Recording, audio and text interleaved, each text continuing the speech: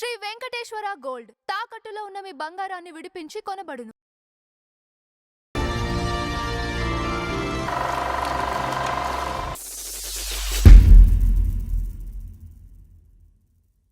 నమస్కారం నందహరిచంద్రరావు గారు. నమస్కారం అంజుబాబు గారు. ఈరోజు మన ఫ్లాష్ బ్యాక్లో ఇప్పుడు ప్రొడక్షన్లో చాలా మంది పనిచేస్తుంటారండి. అవునవును. ఓకేనా? అవును. దాంట్లో అందరినీ ఒక మేనేజ్ చేసే సిస్టమ్ ఉంటుంది. అవును. వాళ్ళని ప్రొడక్షన్ అవగాహన ఉండాలి మేనేజర్. అవును, వాళ్ళని ప్రొడక్షన్ మేనేజర్ అంట. అవునంట. సో వాళ్ళే మొత్తం మేనేజ్ చేసేది కదా. చాలా కరెక్ట్. సో అట్లా ఒక మేనేజర్ స్థాయి నుంచి ప్రొడ్యూసర్ గా ఎదిగి చాలా మంది ఉన్నారు. అలాగా చాలా మంది ఉన్నారు. ఈయన తీసుకోవడానికి ఒక కారణం ఏంటంటే ఈయన తక్కువ సినిమాలైనా ఒక సంచలనం క్రియేట్ చేసే సినిమా చేశారు. ఆయన ఎవరో కాదు, డిఎల్ నారాయణ గారు. కరెక్ట్, చాలా కరెక్ట్. దేవదాస్, నాగేశ్వరరావు గారి జీవితానికి మలుపు, సావిత్రి గారి జీవితానికి పెద్ద మలుపు. రైట్. మనకి ప్రొడక్షన్ మేనేజర్ గా నిర్మాతలు అయిన వాళ్ళు, దర్శకులైన వాళ్ళు కూడా ఉన్నారు సార్. అవును. దర్శకులైన వాళ్ళు కేవీ రెడ్డి గారు ఒకళ్ళు. ఏమండి, మంచి నిర్మాతలు అయిన వాళ్ళు ఎన్టీ రావుతో సినిమాలు తీసిన డిబి నారాయణ గారు దాగుడు మూతలు అనే సినిమా తీశాడు ఆయన. ఏమండి, తర్వాత తమ్మారెడ్డి కృష్ణమూర్తి గారు సారథి స్టూడియోస్ మేనేజ్ చేస్తూ ఆయన సినిమాలు తీశాడు ఆయన. దత్తపుత్రుడు లాంటి సినిమాలు తమ్మారెడ్డి కృష్ణమూర్తి గారు తీశారు. కడారి నాగభూషణం గారు కూడా మేనేజర్ గానే తీశారు. తర్వాత ఆ నాటకాల్లో వేస్తూ కన్నమ్మ గారిని రెండో పెళ్లి చేసుకుని రాజరాజేశ్వరి ఫిలిం కంపెనీ స్టార్ట్ చేసి సినిమాలు తీశారు ఆయన, కడారి నాగభూషణం గారు. ఏమండి, అలాగే అసలు ఈయన పేరు ద్రోణంరాజు లక్ష్మీనారాయణ గారు. డిఎల్ నారాయణ గారు అంటే ద్రోణంరాజు లక్ష్మీనారాయణ గారు. ఈయన అసలు బందరు, కానీ బెజవాడలో ఎక్కువ కాలం ఉన్నారు ఈయన. ఏమండి, 1914లో జన్మించారు ఈయన. 1914 అంటే ఇప్పుడు చాలా కాలం, బ్రిటిష్ టైం అంతే కదా. బ్రిటిష్ ప్రెసిడెన్సీ, మెడ్రాస్ ప్రెసిడెన్సీ, మొత్తం ఆంధ్రప్రదేశ్ అంతా మెడ్రాస్ ప్రెసిడెన్సీ అప్పుడు. అందుకనే ఏంటంటే అప్పటి నిర్మాతలు మీరు చూసుకుంటే, అంటే నిర్మాతలు ప్రతివాడు సినిమా తీస్తారండి. ఇప్పటి నిర్మాతలు ఏంటంటే డబ్బు ఉంటే సినిమా తీస్తే నిర్మాత. కథల గురించి అవగాహన ఎవరికి ఉందండి? ఏ నిర్మాతకైనా ఉందా? కథ గురించి తెలియాలి, డైరెక్టర్ ఏం తీస్తున్నారో తెలియాలి ప్రొడక్షన్ నిర్మాతకి. ఏమండి, ఎక్కడెక్కడ తీస్తారో తెలియాలి. ఇవన్నీ తెలిసిన వాడే కరెక్ట్ అయిన నిర్మాత. అప్పట్లో నిర్మాతలు ఇలాగే ఉండేవాళ్ళు. అంటే కథలో కూడా అవగాహన ఉండాలి, కథలో టేస్ట్ ఉండాలి ముందు, ఏ కథ తీస్తున్నాం అనేది. అందుకే మంచి కథలు వచ్చినాయి అప్పుడు. ఇప్పుడు కేవలం డబ్బు ఉంటే చాలు సినిమాలు తీసేస్తున్నారు మనం. డబ్బు ఉంటేనే నిర్మాత. అందుకనే వాల్యూ బేస్డ్ నిర్మాతలు అప్పుడున్నారు, మొత్తం అవగాహనతో ఉండేవాళ్ళండి. ఈయన బెజవాడలో ఎడ్యుకేషన్ అయిపోయిన తర్వాత ఎస్ఎస్ఎస్ఎల్ వరకు చదివిన తర్వాత కొన్ని వ్యాపారాలు చేశాడు, కలిసి రాలేదు. బెజవాడ నుంచి ఒక నిర్మాత మద్రాసు వెళుతూ ఈయన్ని తీసుకెళ్ళాడు. నాతో రా, నీకు అన్ని పరిచయం చేస్తా, నాకు తెలిసిన వాళ్ళు ఉన్నారు అని తీసుకెళ్ళి కొన్ని పరిచయాలు చేసిన తర్వాత ఈయన ఫస్ట్ రాజరాజేశ్వరి కంపెనీలో ప్రొడక్షన్ అసిస్టెంట్గా చేరాడు. నాట్ మేనేజర్, ఇంకా మేనేజర్ అవ్వాల. చండిగా అనే సినిమాకి కన్నమ్మ గారు నటించే చండిగా అనే సినిమాకి పనిచేశారు ఫస్ట్. అయిన తర్వాత అక్కడే కన్నమ్మ గారు దాంట్లో తెలిసిందే మన బోర్డులంతా దాన ధర్మాలు, ఆఫీసులు, అదంతా అయిన తర్వాత అక్కడి నుంచి ఆయన నాగయ్య గారి కంపెనీకి వెళ్ళాడు. చిత్తూరు నాగయ్య గారి. అప్పుడు ప్రొడక్షన్ మేనేజర్లు ఎలా ఉండేవాళ్ళు అంటే, ఎవరు సమర్థులని చూసేసి ఎవరు పెర్ఫెక్ట్గా సినిమాలు ప్లాన్ చేయగలరు, ప్లానింగ్ కూడా వాళ్ళదేనండి. ఓకే. ఎప్పుడు ఏ టైంకి ఎవరిని తీసుకురావాలి, ఏ ఆర్టిస్ట్ తీసుకురావాలి అంటే, ఇప్పుడు ఒక ఆర్టిస్ట్ని బుక్ చేసాం, కాల్ షీట్ మందే కదా అని చెప్పేసి అండి వాళ్ళు తీసుకొచ్చేసి ముందు పెట్టేసి చేయరు. ఆర్టిస్టులు గౌరవించేవాళ్ళు. 12 గంటలకు కావాలంటే 11 గంటలకు కారు పంపిస్తామని చెప్పేవాళ్ళు అప్పట్లో. ఇప్పుడంటే కాల్ షీట్ మంద కదా, వచ్చి కూర్చోండి, ఏం చేస్తారా అని డిమాండ్లు ఎక్కువైనాయి తర్వాత కాలంలో. అయితే అలాగా ప్లాన్ చేసి నాగయ్య గారి కంపెనీలో చేరాడు. నాగయ్య గారి కంపెనీలో బాగా చేసిన తర్వాత ఆయన కొన్ని సినిమాలు చేసిన తర్వాత భానుమతి గారు పిలిపించుకున్నారు. భరణి పిక్చర్స్లో భానుమతి గారు పిలిపించిన తర్వాత అక్కడ సినిమాలు చేశారు ఆయన, డిఎల్ గారు. చేయడానికి చాలా కారణాలు ఉన్నాయి. అంటే భానుమతి గారికి నాగయ్య గారు లేకపోయినా భానుమతి గారికి నచ్చారు అంటే ఒక పద్ధతి అయిన మేనేజర్ అని మనకి దీన్ని బట్టి అర్థమవుతుంది. అంచేతంటే ఆవిడ ప్రతిదీ లెక్కేస్తారు, ఆవిడ ప్రతిదీ క్యాలిక్యులేట్ చేస్తారు, ఆవిడ డిసిప్లిన్ లెక్కేస్తారు ఆవిడ. అందుకని డిఎల్ గారు భరణి సంస్థలో చాలా పిక్చర్లు పనిచేశారు. పనిచేసిన తర్వాత ఏం చేస్తే ఒక ఇప్పుడు బాగా అనుభవం వచ్చేసింది. 4 పెద్ద కన్సర్న్లు చేశాడు ఆయన. ప్రొడక్షన్ మేనేజర్ కొన్ని సంవత్సరాలు చేశాడు ఆయన. కొన్ని సంవత్సరాలు చేసిన తర్వాత ఆయనకి నిర్మాత కావాలని అనిపించింది. కానీ తను ఒక్కడే తీయలేడు. ఇప్పుడు ఏ మేనేజర్ అయినా అప్పట్లో సిన్సియర్గా పనిచేసిన వాడు ఎవడో కూడా సినిమా తీయలేరు. ఆయన సిన్సియర్గా పనిచేశారు. సో తనకి పార్ట్నర్స్ కావాలనుకుంటే తను పనిచేసిన వాళ్ళతోనే పార్ట్నర్షిప్ పెట్టుకోవాలనుకున్నాడు. వాళ్ళు టెక్నీషియన్సే. ఒకళ్ళు వేదాంతం రాఘవయ్య గారు, కొరియోగ్రాఫరు, దర్శకుడు, ఆయన మహాదర్శకుడు. ఇంకొకళ్ళు సిఆర్ సుబ్రహ్మణ్యం, మ్యూజిక్ డైరెక్టర్. ఇంకొకళ్ళు సముద్రాల రాఘవాచార్య. వీళ్ళు ముగ్గురు పార్ట్నర్స్ సినిమా పార్ట్నర్షిప్లో కన్సర్న్ ఓపెన్ చేశారు. ఓకే, అంటే వీళ్ళేమో వర్కింగ్ పార్ట్నర్స్ కింద వస్తారు. నిర్మాత డిఎల్ నారాయణ గారే, కానీ వీళ్ళ నలుగురే పార్ట్నర్షిప్. ఈ కన్సర్న్ వినోద్, వీళ్ళు టెక్నీషియన్స్ కాబట్టి వర్కింగ్ పార్ట్నర్, వీళ్ళతోనే పనిచేశాడు ఆయన. ఓకే, వేదాంతం రాఘవయ్య డైరెక్షన్ చేశాడు, సిఆర్ సుబ్రహ్మణ్యం మ్యూజిక్ డైరెక్షన్ చేశాడు. కరెక్ట్. తర్వాత సముద్రాల రాఘవాచార్య రచయిత. ఓకే. ఇంతకు ముందు ఈయన ప్రొడక్షన్ మేనేజర్గా చేసినప్పుడు ఒక ఇన్సిడెంట్ జరిగింది. అక్కినేని నాగేశ్వరరావు కుర్రాడుగా ఉన్నప్పుడు 16 సంవత్సరాల కుర్రాడుగా ఉన్నప్పుడు ఒక సినిమాకి పిలిపించాడు ఈయన. పిలిపిస్తే దాంట్లో క్యారెక్టర్ రాలా. క్యారెక్టర్ రాకపోయినప్పుడు ఏం చేశారంటే, ఏంటని ఈయన దగ్గర కొంచెం బాధ వ్యక్తపరిచినప్పుడు ఈయన ఇంటికి తీసుకెళ్ళి భోజనం పెట్టి, తన ఇంట్లో భోజనం పెట్టి, ఇలాంటివి జరుగుతూ ఉంటాయి బాబు అని చెప్పేసి ఆయనకి చెప్పి, నాగేశ్వరరావు గారికి చెప్పి, క్యారెక్టర్ రాకపోయేటప్పటికి బెజవాడ పంపించేశాడు. ఓకే. దగ్గరుండి చూసి ఆయన మర్యాదగా చూసి కుర్రాడిని, ఆర్టిస్ట్ ఎప్పుడు డిస్టర్బ్ అవ్వకూడదని చెప్పేసి పంపించేశాడు. ఆ తర్వాత పి పుల్లయ్య గారు ధర్మపత్రిలో చిన్న క్యారెక్టర్ వేశాడు ఆయన. ఓకే. ఆ తర్వాత సీతారామజన్ను ఘంటసాల బలరామయ్య గారు దాంట్లో వేశాడు ఆయన. ఫస్ట్ అంతకుముందు వచ్చాడు ఆయన మెడ్రాస్. అదే అంటే అది మన ఘంటసాల బలరామయ్య గారి ఇన్సిడెంట్ కాబట్టి మనం చెప్పుకున్నాం. రైట్. కానీ అంతకు ముందు కూడా ఈ కుర్రాన్ని తీసుకొచ్చారు మెడ్రాస్. ఓకే. ఇది అప్పుడు డిఎల్ గారికి తెలుసు, అది ఆయన బాగా ఆదరించాడు కుర్రాళ్ళని. అంటే ఆర్టిస్టులు ఎప్పుడు కూడా బాగా చూడాలనే తత్వంతో అప్పుడు ఉండేవాళ్ళు, ఎవరిని మనం ఇచ్చేయకూడదు అని చెప్పి. ఆ పరిచయం ఉంది. ఆ పరిచయంతో ఇప్పుడు నాగేశ్వరరావు గారు డెవలప్ అయ్యాడు ఆయన చాలా సినిమాల తర్వాత. అప్పుడు ఆయనతో మొదలెట్టాడు సినిమా. ఓకే. అక్కినేని నాగేశ్వరరావు గారు, అంజలీదేవి హీరోయిన్గా స్త్రీ సాహసం అనే సినిమా మొదలు. స్త్రీ సాహసం చేస్తే వేదాంతం రాఘవ గారు డైరెక్టర్. చెప్పాను కదా మీకు, వీళ్ళ ముగ్గురు టెక్నీషియన్స్ మొత్తం వీళ్ళ బృందం స్త్రీ సాహసం చేస్తే సక్సెస్ అయింది. అది సక్సెస్ అయ్యి హిట్ అయింది, లాభాలు వచ్చినాయి, అందరూ హ్యాపీ. సో మొదటి సినిమా మంచి హిట్, లాభాలు వచ్చి పార్ట్నర్స్ హ్యాపీ. వాళ్ళు టెక్నీషియన్స్ కదండి. ఈయనేమో సముద్రాల రాఘవాచారి గారు రచయిత, సుబ్రహ్మణ్యం గారు మ్యూజిక్ డైరెక్టర్. చూడండి ఇక్కడ వీళ్ళ ప్లానింగ్. ఆయనేమో మేనేజర్ గా, అవునవును, మిగతా వాళ్ళందరినీ కూడా జాయిన్ చేసుకొని, అవును నిజంగా జాయిన్ చేసుకోవట్లోనే తెలివైన నిర్మాత కనపడ్డాడు. కరెక్ట్. ఇట్లా ఉన్నప్పుడే ప్రొడక్షన్ వాల్యూస్ ఉంటాయండి. Value based productions. కరెక్ట్. అంటే నిర్మాతకు వాల్యూ తెచ్చేది ఇక్కడేనండి. ఇంచేతంటే అప్పుడు ప్రొడక్షన్ మేనేజర్ అయినా కూడా అక్కినేని నాగేశ్వరరావు చేశాడు అంటే అప్పుడు ఇతను వాల్యూ చూసే. కరెక్ట్. డిఎల్ నారాయణ ఎలాంటి వ్యక్తితో తెలిసే. అందరు ప్రొడక్షన్ మేనేజర్ అందరికీ సినిమాలు చేశారు అప్పుడు ఆర్టిస్టులు, హీరోలు కూడా. దీని తర్వాత కూడా మీకు చెప్తాను నేను. ఇది రాశారు.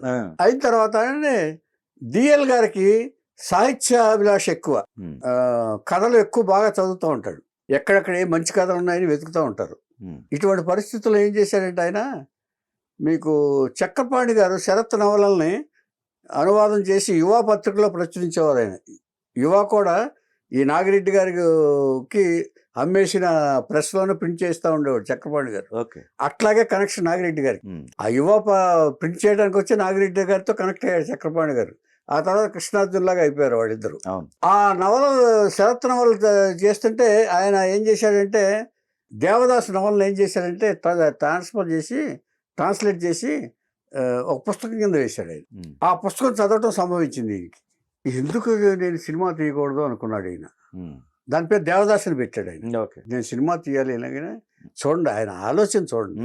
ఇచ్చేదంటే ఒక నవల దాంట్లో ఒక శరత్ ఎవరో బెంగాలీ రైటర్ రాసిన నవల తనకు నచ్చింది, తీయాలనుకున్నాడు. తీయాలనుకుని చక్రపాణి గారిది అడిగాడు, పుస్తకం తీసుకున్నాడు.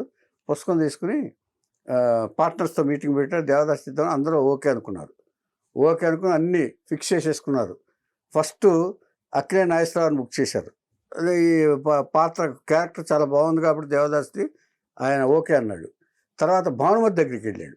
భానుమతి దగ్గరికి వెళ్ళి మీరు హీరోయిన్గా చేయాలి, ఇలా పార్వతి పాత్ర చాలా బాగుంటుందని చెప్పేసి ఎక్స్ప్లెయిన్ చేశాడు డిఎల్ గారు. చేస్తే ఆవిడకి ఏమొచ్చిందో తెలుసండి, అనేకమైన అనుమానాలు వచ్చుంటాయి. ఎందుకంటే నా దగ్గర పనిచేశాడు, నంబర్ 1. నంబర్ 2 ఆబ్లిగేషన్ ఇవ్వాల్సి వస్తుంది. నంబర్ 2 ఏది డిమాండ్ చేయడానికి ఉండదు. నంబర్ 3 జాలి పడాల్సి వస్తుంది. సో ఇన్ని కారణాలతో ఆవిడ అలాగే ఆలోచించేవారు. ఇన్ని కారణాలతో ఆవిడ నేను చేయలేనా, నాకు ఖాళీ లేదా అని చెప్పారు. సున్నితంగా చెప్పేసి పంపించేశారు. కానీ ఆ మెయిన్ కారణం ఇది తెలుసు ఆయనకి. కానీ ఇది తప్పు అనుకోవాలి ఆయన. చేతంటే న్యాచురల్గా ఇది అనుకుంటారు. అప్పుడు సెకండ్ ఛాయిస్ కింద షావుకార్ జానకి గారి దగ్గరికి వెళ్ళి బుక్ చేశారు.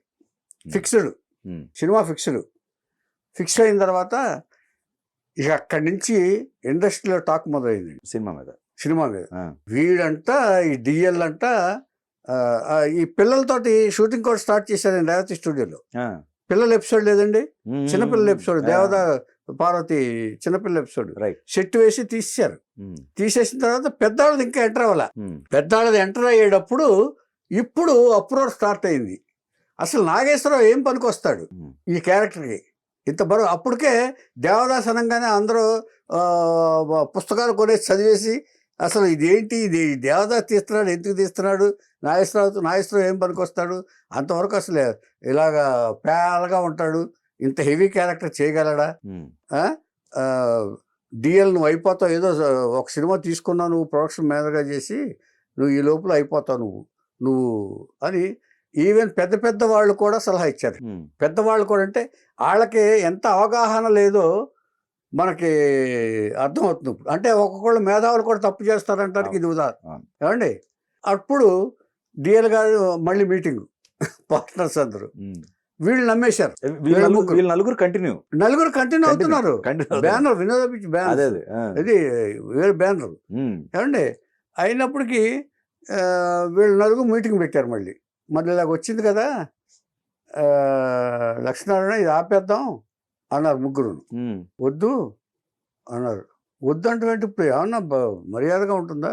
ఇంతమంది ఆర్టిస్టులు బుక్ చేసాం, అందరికీ అడ్వాన్స్ ఇచ్చేసాం సినిమా, పైగా ఇది మంచి కదా అని మనం అనుకునే కదా చేసింది, మీరందరూ కూడా విద్వాంసులే కదా, మనందరికీ నచ్చితే కదా చేసింది, మనం ఎవరో ఏదో అన్నారని మనం వెళ్ళటం ఏంటని డిఎల్ గారు చెప్పదారి ట్రై చేశారు. ఏమైనా మాకు నమ్మకం లేదయ్యా, ఇప్పుడు వద్దు అన్నారు. అప్పుడు నాగేశ్వరరావు దగ్గరికి వెళ్ళారు. నాగేశ్వరరావు దగ్గరికి వెళ్ళి ఇట్లా చిన్న ప్రాబ్లం వచ్చింది, దీన్ని కొంచెం డిలే చేద్దాం అనుకుంటున్నాం, ఆపేశానికి చెప్పలే, డిలే చేద్దాం అనుకుంటున్నాం, ఈ లోపల చిన్న మినీ బడ్జెట్ ఇస్తామండి అని వచ్చారు. అప్పుడు లక్ష్మీనారాయణ గారు, డిఎల్ నారాయణ గారి బంధువు ఒకడు రామచంద్ర కాశ్యప్ అని హీరో ఉన్నాడు. రామచంద్ర కాశ్యప్ హీరో ఉంటే ఆయన్ని సావిత్రిని హీరోయిన్గా పెట్టి శాంతి అనే సినిమా తీశారు. లో బడ్జెట్ సినిమా, మధ్యలో లో బడ్జెట్ సినిమా, ఇది చిన్న బడ్జెట్, అదంటే పెద్దది కదా. లో బడ్జెట్ సినిమా తీసే శాంతి అనే సినిమా తీస్తే అది కూడా పర్వాలేదు, నష్టాలు రాలా, నష్టాలు రాల. ఇప్పుడు డిఎల్ గారు మళ్ళీ ప్రపోజల్ పెట్టారు, దీన్ని వదిలిపెట్టడానికి లేదండి, దేవదాస్ తీద్దాం, ఎలాగో మనం 2 పిక్చర్లు బాగానే పోయినాయి కదా, దేవదాస్ తీద్దాం అన్నారు. నువ్వు దేవదాస్ తీయదలుచుకుంటే మమ్మల్ని వదిలేవయ్యా అన్నారు. పార్ట్నర్స్ ముగ్గురు వదిలేవయ్యా, మేము మాత్రం పార్ట్నర్స్గా ఉన్నాం అని మాకు పంచి ఇచ్చేసా అన్నారు. ఇచ్చేసాడు, వదిలేసుకున్నాడు వాళ్ళని వదల్లా, పార్ట్నర్షిప్ వదిలేశారు. వాళ్ళ డబ్బులు వాళ్ళకి ఇచ్చేసాడు ఆయన.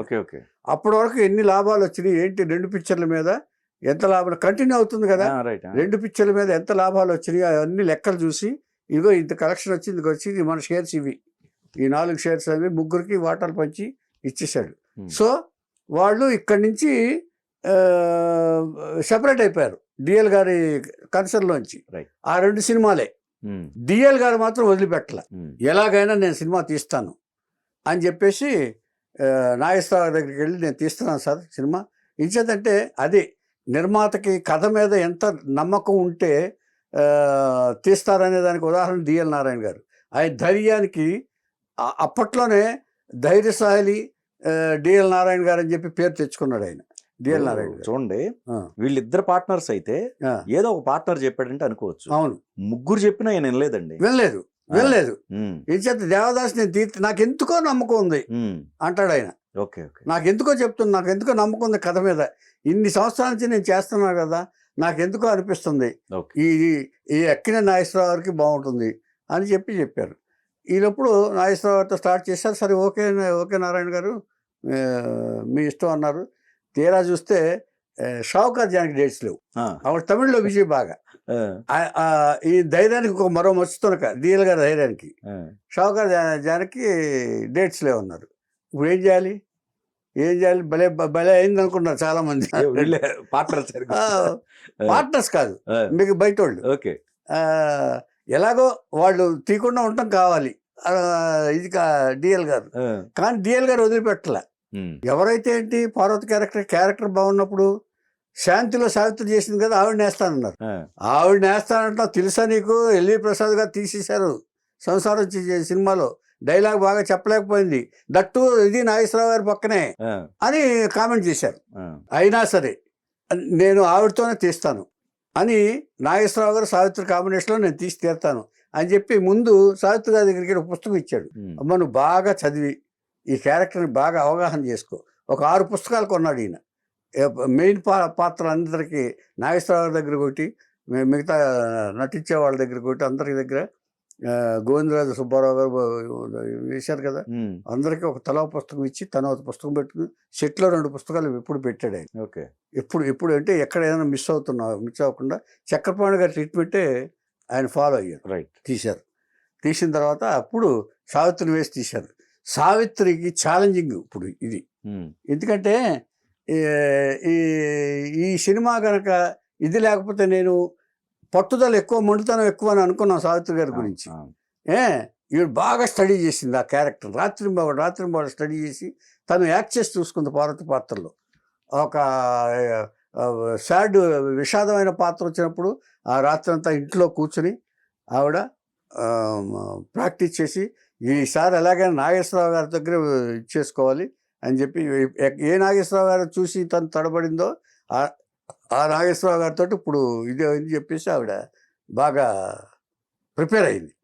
అంటే బాగా అవగాహన చేసుకుంది క్యారెక్టర్ని ఆ పుస్తకం చదివి. ఆ తర్వాత అది దేవదాస్ తీశారు. ఇక తీసిన తర్వాత ఘంటసాల గారి పాటలు. ఎవరు డైరెక్టరు? పార్ట్నర్స్గా విడిపోయిన వేదాంతం రావు గారు డైరెక్టర్. వాళ్ళని వదిలిపెట్టలా, టెక్నీషియన్స్గా వదిలిపెట్టలా. వ్యాపారంలో విడిపోవచ్చు తప్ప మీరందరూ నా టెక్నీషియన్స్ అన్నాడు ఆయన. వేదాంతం రాఘవ గారిని డైరెక్టర్గా పెట్టాడు. సిఆర్ సుబ్రహ్మణ్యం గారు మ్యూజిక్ పెట్టాడు ఆయన. అంటే రాజేశ్వరరావు గారు కొన్ని చేశారు. తర్వాత ఆయన చనిపోయిన తర్వాత 3-4 పాటలు చేశారు ఆయన. సుబ్రహ్మణ్యం గారి పేరే ఉంటుంది. ఏమండి, సముద్రాల రాఘవాచారి గారు రచన. సో అంటే ఇక్కడ ఫైనాన్షియల్ గా వద్దనుకున్నారు, వ్యాపార రీత్యా వద్దనుకున్నారు. టెక్నీషియన్స్ గా వాళ్ళు గ్రేటే కదా. ఇప్పుడు ఆయన రాఘవ గారు మంచి టెక్నీషియన్ కదా, సుబ్రహ్మణ్యం గారు వీళ్ళందరూ దేవదాసు తీశారు. అందరినీ కాదని సూపర్ డూపర్ హిట్ అయింది దేవదాసు. నాగేశ్వరరావు జీవితానికి పెద్ద మలుపోయింది. అంటే సావిత్రి జీవితాన్ని అసలు కంప్లీట్ మార్చేసింది. సావిత్రి నటీ శిరోమణి అనే పదానికి నాంది ఈ దేవదాస్ సినిమాలో పలికింది. మహానటిని సినిమా అనిపించుకోవడానికి నాంది దేవదాస్ సినిమాతో పడింది. చాలా న్యాచురల్గా చేసి వాళ్ళిద్దరూ నాగేశ్వరరావు గారి దగ్గర ఇచ్చేసిన తర్వాత ఆ సినిమా ఎంత హిట్ అయిందో మనకి తెలుసు. పాటలు ఘంటసాల గారి పాటలు. ఇది దేవదాస్ తోటి అయిపోయింది. ఇది డిఎల్ గారిని చాలామంది అభినందించారు. ఇప్పుడు వీళ్ళందరూ ఫీల్ అయ్యారు మనం అనవసరంగా వచ్చేసామని. తర్వాత ఇండస్ట్రీ మొత్తం డిఎల్ గారి ధైర్యానికి చాలా మెచ్చుకున్నారు, అభినందించారు. ఆ పార్ట్నర్స్ ఫీల్ అయి ఉంటారు. ఫీల్ అవటం కంటే కూడా వాళ్లే పనిచేశారు కదా. డిఎల్ తమను వదలనందుకు లాభాలు లేవే అనే ఫీలింగ్. డబ్బుల గురించి అప్పుడు పెద్దగా ఆలోచించేవాళ్ళు కాదు. ఓకే ఓకే, వాళ్ళు భయపడ్డారు. ఇచ్చేదంటే ఇంతకాలం కష్టపడి మనం పనిచేసాం కదా. ఇచ్చేత అప్పట్లో ఏంటంటేనండి, కొంచెం రెమ్యునరేషన్స్, ఫ్యామిలీ బాధ్యతలు ఎక్కువగా చూసుకోవడానికి చాలా జాగ్రత్తగా ఖర్చు పెట్టుకునేవాళ్ళు వీళ్ళందరూ. జాగ్రత్తగా ఖర్చు పెట్టుకునేవాళ్ళు, అందుకని భయపడ్డారు. ఒకవేళ ఒక సినిమాలో కనుక పోయిందంటే మొత్తం మనం మళ్ళీ బజారు పడాలి, సినిమా జీవితం అంటే ఎంతకాలం మనం సక్సెస్లో ఉంటామో తెలియదు అనే ఆలోచనలే తప్ప వాళ్ళకి వేరే అభిప్రాయం లేదండి. అసలు డబ్బుల గురించి బాధపడే వ్యవహారం అప్పుడు లేదు. ఏం చేద్దాం, మేము పనిచేసామని తృప్తి వాళ్ళకు ఉంది ఇప్పుడు.